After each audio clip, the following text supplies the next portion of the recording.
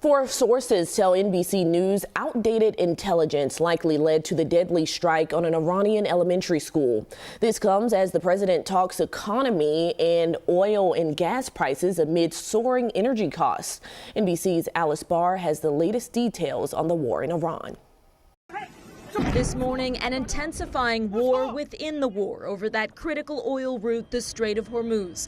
Iran launching new attacks on ships, keeping tanker traffic at a standstill in a bid to drive oil prices even higher.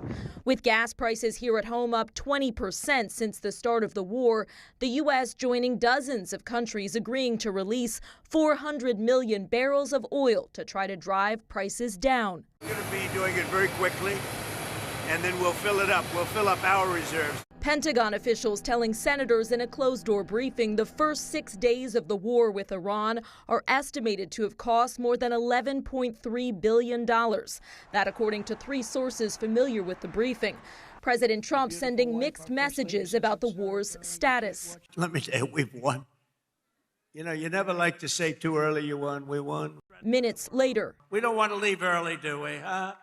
We got to finish the job. And now new information from a U.S. military investigation into the missile strike on an Iranian elementary school at the start of the war that killed 170 people, mostly children, according to Iranian officials.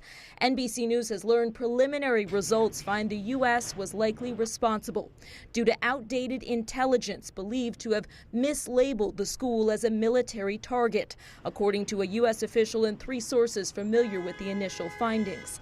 Senate Democrats demanding answers from the Defense Department. It's important that the DOD figures out how did this happen and then put things in place to make sure it does not happen again. President Trump has said he would live with the investigation's findings. You may have heard reports about an FBI bulletin sent to police departments in California, warning Iran could launch drones from ships off the coast. A federal law enforcement source tells NBC News that was sent only for awareness and that there is no credible evidence or intelligence about an imminent attack. In Washington, Alice Barr, NBC News.